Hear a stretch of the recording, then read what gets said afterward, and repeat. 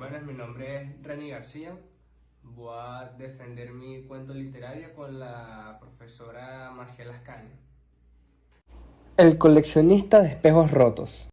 El anciano Elías Mármol vivía en una casa que olía a naftalina y a silencio.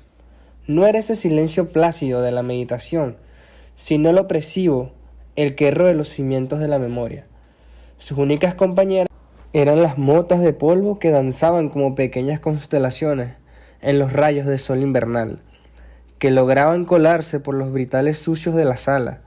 Elías no era un ermitaño por vocación, sino por una sentencia autoimpuesta.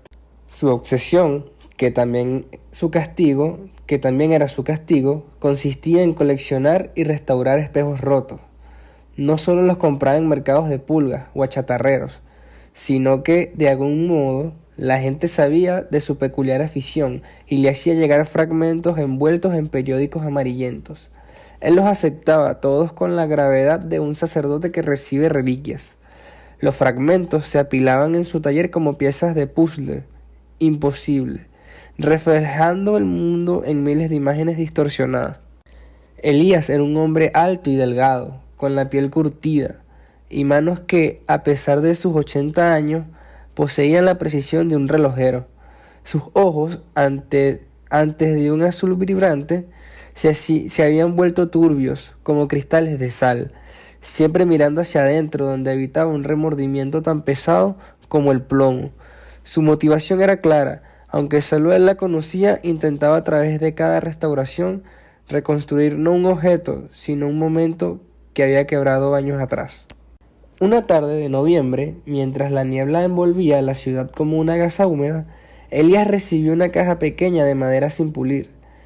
Dentro había un único fragmento, un trozo de espejo de mano ovalado, no más grande que la uña de su pulgar. A diferencia de otros que restauraba por oficio, este fragmento lo golpeó con la fuerza de un déjà vu. Lo tomó con las pinzas y bajo la luz cenital de su taller notó algo.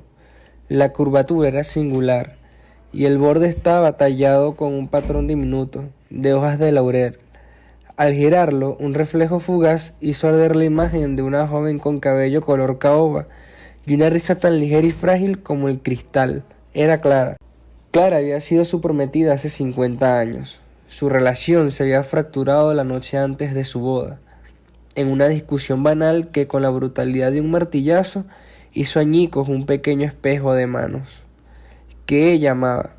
Elías, orgulloso y joven, se había ido y nunca más la había buscado.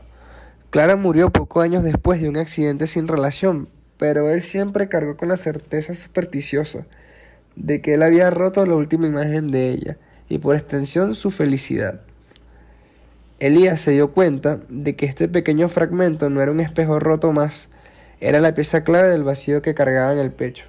Impulsado por una necesidad que trascendía la lógica, Elías dedicó las siguientes semanas a buscar el resto del espejo original de Clara. Sus manos, que antes trabajaban con lentitud mediativa, ahora se movían con la fiebre del que intenta atrapar el tiempo. Escribió cartas a todos sus contactos, visitó anticuarios que no veía en décadas y navegó por catálogos polvorientos. El proceso de búsqueda fue una tortura. Cada vez que encontraba un fragmento ovalado con hojas de laurel, se acercaba a la luz con la esperanza de que encajara, solo para sentir el peso de la decepción cuando la forma o el grosor no coincidían. Su vida se redujo a la cacería de un fantasma encapsulado en vidrio. Una semana antes de Navidad, en un oscuro rincón de una vieja tienda de antigüedades cerca del puerto, Elías encontró el cuerpo principal del espejo. Estaba cubierto de hollín y suciedad, pero el óvalo de su marco de plata, oxidada, era inconfundible. Lo compró sin regatear, su corazón latiendo en su garganta como un pájaro atrapado. En su taller, Elías limpió, pulió y preparó el marco. El espejo tenía una grieta diagonal, de arriba abajo, y faltaba un pedazo en el borde inferior. Era justo el lugar donde su pequeño fragmento encajaría.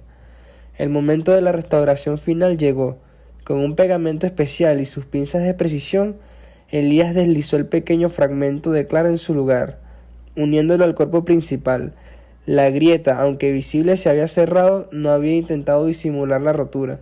Él sabía que la belleza reside en las cicatrices, no en la ilusión de perfección. Al terminar, Elías se puso de pie, encendió la lámpara de aceite y levantó el espejo. El reflejo que le devolvió la superficie, ahora completa pero marcada por la línea de la fractura. No era el de Clara, era el suyo. Por primera vez en 5 décadas, Elías Marmol no vio al coleccionista de vidrios rotos, ni al hombre consumido por la culpa, ni al anciano que huía del presente.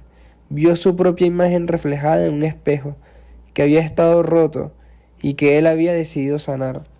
Las motas de polvo seguían bailando, pero ahora parecían estrellas guiándolo. Elías comprendió que su misión no era traer de vuelta la imagen de Clara, sino reparar la suya propia.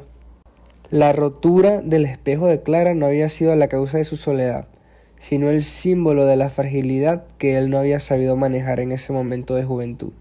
Al reconstruir el espejo, había separado su capacidad de mirarse sin remordimiento. Elías sacó de su casa la niebla. La niebla se había dispersado, dejando un cielo claro y frío. Caminó hasta el parque sosteniendo el espejo reparado.